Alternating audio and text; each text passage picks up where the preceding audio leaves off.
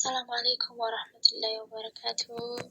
شلونكم يا جماعة؟ شو اخباركم؟ شلونكم؟ اليوم راح اوريكم كيف نسلح انجرة حبشية واكل اثيوبيا. يعني انتم تسمون اللحلح، احنا نسميه انجرة، بس ما في نفس الشيء، مو نفس الشيء مع لحلح، بس قريب شوي، بس مو نفس بعض، هذا يختلف عنه. الحين هذا معزقني عدس، حطيته معزقني عدس، شوف شلون طلع حلو. انا سويت طحين دقيق حق الخبز، دقيق مخبز نورمال يعني عادي طحين. بعدين حطيت لكم بعد ما خلصت تسليح انجرة يجيكم فيديو كيف اسوي عجينة. بس الحين شوفوا كيف طلع انجرة مرة حلو، انا عجبني كثير، عشان كذا انا قلت خليني اوريهم للمتابعيني. لا تنسوا اشتراك ولايك. طيب، مرة لذيذ. انا احب انجرة يكون انه حامض بدون ملح. الحين انا حطيته بدون ملح، يعني إذا خمر واجد، كل ما خمر يجي حامض. يعني في بعضهم يحبون حامض، بس أنا أحب حامض وسط، بس إذا مو حامض أنا ما أحبه. شوفوا الحين هذا عجينة، بس الحين أوريكم كيف أسوي عجينة، هذا بس عشان تشوفونه. شوفوا حطيت على الساج عجينة، أكب على الساج وبس كذا ألفه يجي كذا. شوفوا شلون حلو من ورا، بعد مرة حلو طلع.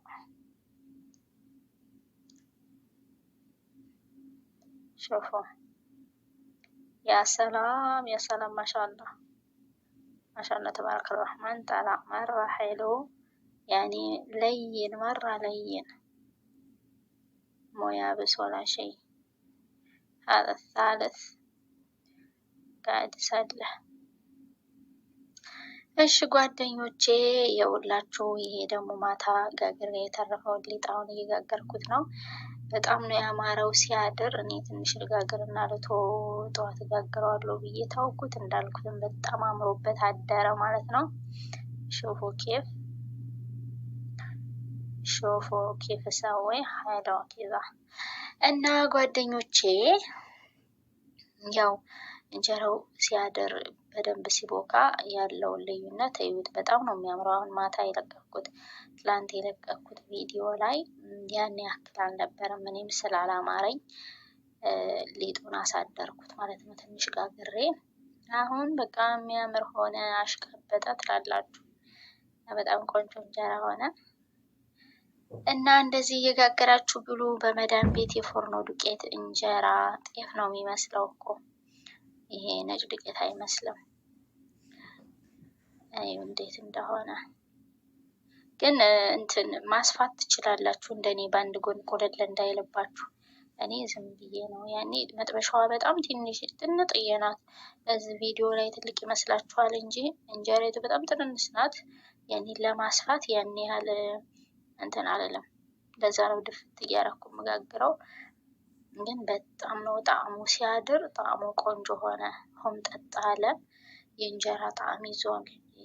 ሲቆይ እንደዛ ነው የሚሆነው። እና አያችሁ كذا يعني. الحين شفتوا كيف أحط عجينة على الصاج، بعدين ألفها كذا، أغطي جدار، غطا جدار لازم يغطي، لازم أغطي.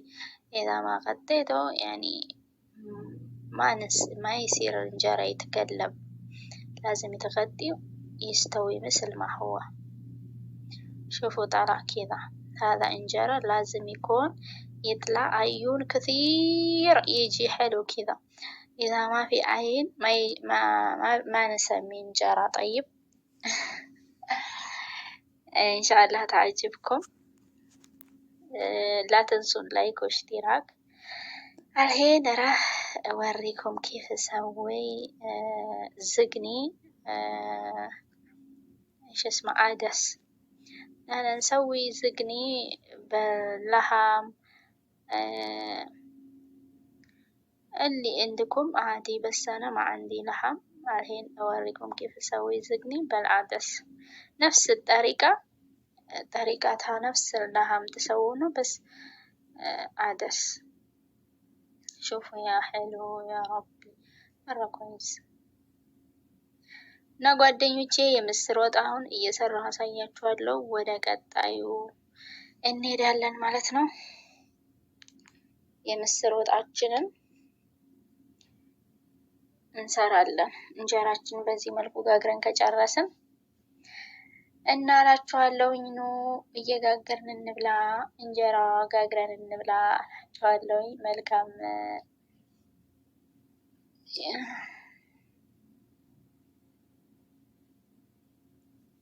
شوفوا خلصت الحين، خلصت الانجيرة، خلصت سويت. الحين هذا أحطه بالثلاجة يقعد عادي ما يكرب. إذا حطيته كيس لفيته أحطونه بالثلاجة ما يكرب، يقعد 4 أيام 5 أيام 6 أيام عادي. بعد إذا ما حطيته كاميرا ما يكرب بعد زيادة اليوم يقعد. ترى كاميرا هو اللي يكرب الأكل، يعني إذا حطيته كاميرا انجرى بسرعة يكرب. شوف هذا تلزق علي، تلزق مع عشان إنه مرة حر. الحين خلصت، هذا آخر شيء. عجينة لازم يصير يعني مو خفيف ولا ثقيل مرة، لازم يكون وسط، يعني زي شو اسمه، شو تسوون انتم، بانكيك، بس بانكيك شوي ثقيل شوي. هذا لا، هذا شوي خفيف، أخف من البانكيك. شوفوا الحين بيسوي زقني. حطيت البصل بدون شيء، بس بصل. بعدين راح أحمسه بدون زيت بعد ما نشف موية. الحين كذا حمسته، بعدين أحط زيت. الحين نشف موية، شرب الموية خلاص أحط زيت شوي خلاص. بعدين أحط بهارات. أنا ما عندي بهارات حبشي، بس أحط أي شيء اللي عندي ما في مشكلة. شوفوا هذا عدس لازم نشوفه في شيء جواته، لازم نشوف. بعدين نغسله، اسلقه لحاله، يعني أغسل ونظف. هذا لازم تنظفونه، يمكن في شيء جوا. يعني أنا عشان جبته من بقالة أكيد في شيء، لازم أنظف كذا. بعدين أحطه بالموية وأسلقه. الحين هذا بسل. حطيت الزيت شوي، حمست شوي. بعدين حطيت بهارات. شنو بهارات؟ زنجبيل مطحون وفلفل أسود، كمون وكزبرة. حطيتهم حمستهم. بعدين بعد ما حمست البهارات مع بسل، بعدين حطيت فلفل حر أحمر، هذا اللي شفته فلفل حر. بعدين شوي حمسته، حطيت طماط وثوم، خلطته مع بعض. حطيت طماط وثوم سوا سوا. الحين قاعد أسلق شو اسمه عدس. شفتوا شلون نظفت وغسلته، حطيته بالموية وسلقته. الحين استوى خلاص. بعدين بعد ما استوى اللي سويته كشنا قبل ما شفتوا، بسل وطماط بهارات كل شيء. حطيت بعد شوية صلصة بس. بعدين حمسته، حطيت فوق الكشنا عدس حطيت شوية ملح. إذا عندكم سمن عادي تحطون سمن، يعني عندنا نسميه كيبي نطر، بس نفس الشيء. إذا حطيتوا سمن يجي أحلى شوية بس أنا ما عندي، ما حطيت شيء، ولا ماجي ما حطيت شيء، ما عندي ماجي. إذا حطيتوا شوية ماجي يجي طعم أحلى، بس حتى هذا كويس لأنه أنا حطيت زنجبيل وثوم مع بعض، يعني حلو، ريحته مرة حلو. أنا قصرت فيديو عشان ما يطول، بس طولت، حمسته مع بهارات وفلفل وشي لازم تحمسونه. بعدين خلاص يستوي مع عدس مع كشنة، لازم شوي نص ساعة تقصروا النار يستوي.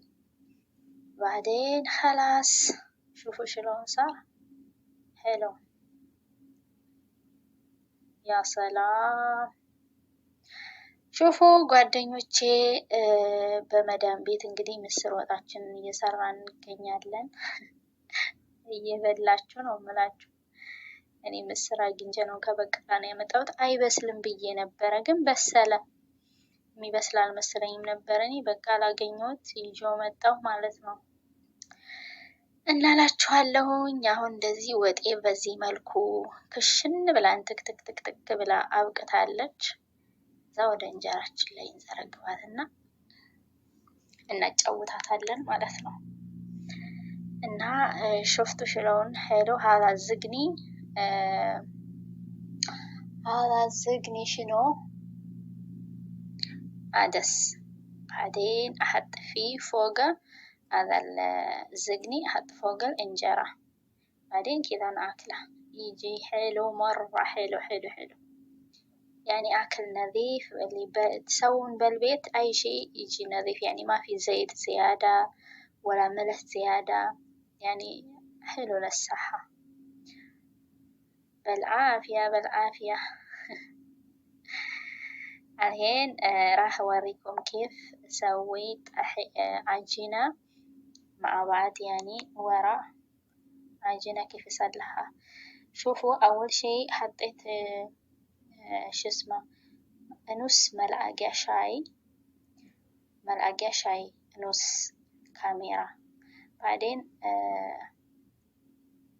عجنت شو اسمه شوية عجينة، خليتها بالثلاجة 3 أيام كذا. بعدين طلعتها، حطيت مع هذا الحين واجد حطيت كثير عشان هذا كل كاميرا حط مع بعض اخلطه بالخلاط. اللي ما يبي يخلط تقدرون تحطون بيدكم، تعجنون بيدكم عادي، بس أنا ما كان عندي وقت عشان ما يطول. على طول يخلط، يعني حتى دقيقتين، يعني 10 ما ياخذ هذا، حتى دقيقة ما ياخذ، يمكن 10 ثانية ياخذ. شفتوا خلاص كذا خلطته، حطيته بهذا قارورة. لازم يكون في غدا تغطونه يقعد اليوم كامل 24 ساعة. مثلا اليوم الظهر إذا عجنت اليوم ظهر، بكرة نفس الوقت الظهر يكون جاهز. إذا في جو حر، يعني وسط، مو مرة حر، بس إذا برد يمكن يطول أكثر، ما يخمر بسرعة. شفتوا خلاص الحين عجنته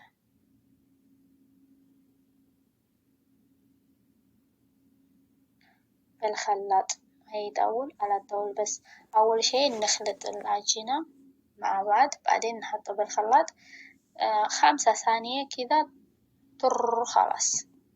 شفتوا زي ما تشوفون ما طولت. الحين خلاص. في شيء نسيته، طحين. أول شيء تحمسون أحسن، إذا حمستوا بساج طحين تحمسونه شوي إذا تبغون إنجرة يكون أحلى يطلع أحلى. الحين أنا حمسته صار لونه يعني أسمر، صح، مو أبيض. لأنه أنا حمست الطحين، إذا ما حمسته يجي أبيض مرة. هذا الحين خلاص يكون بكرة إن شاء الله جاهز يخلص እና ጓደኞቼ እንደምታዩት ያው አረቦች እንዴት ነው ልሁሉህ እንጀራ እንዴት እንደምትሰሩ ይላሉና እነሱም ትንሽ ላካፍላቸው ብዬ ነው ብዙ ሰብስክራይብ ያደረጉኝ እነሱ ስለሆኑ ማለት ነው። እና ላይክ አድርጉኝ። በተረፈ ደግሞ ይሄ ያው እንዳያችሁት ሊጡን በዚህ መልኩ አብኩቻለሁ ማለት ነው። እንትን ምንድነው ትንሽ እርሾ ያስቀረዋት ነበረች እሷ ጋር ነው ያቦካሁት። የመጀመሪያ ጊዜ ስታቦኩ ትንሽዬ በክዳን ባላት እቃ ግማሽ የሻይ ማንኪያ ካሜራ አርጋችሁ ብጥብጥ አርጋችሁ አስቀምጧት። እሷ ራሷ እርሾ ትሆናለች ማለት ነው። ከዛ በነጋታው እንደዚህ በፈለጋችሁ ሰዓት እርሾ ችግር የለውም ፍሪጅ ውስጥ አስቀምጣችሁ ቢቆይም ከዛ አውጥታችሁ ያን ያህል ብዙ ሳይቆይ ማለት ነው። እኔ በዚች እቃ መጀመሪያ ካሜራ አርጌ አስቀምጬ ማለት ነው። ትንሽዬ ካሜራ ከዛ በደንብ ከቦካ በኋላ ካሜራው ወልም ብሎ ይጠፋል። በሌላ ዱቄት አድርጋችሁ ስታቦኩት በቃ ቆንጆ ይሆናል ማለት ነው። እንደምታዩት شفتوا أول شيء حطيت عجينة تكمر شوي بهذه القارورة، حطيتها بالثلاجة. بعد اليوم 3 أيام اليومين أو 3 أيام طلعته حطيته مع جديد عجينة، بعدين خلطته مع بعض. الحين صار كذا يعني زي ما شفتوا انجرى طلع مرة حلو. خلاص الحين إن شاء الله راح يعجبكم فيديو، سووا لايك وسبسكرايب وشير. شكرا لكم اللي تابعتوني. መልካም ቀን ጓደኞቼ አመሰግናለሁ።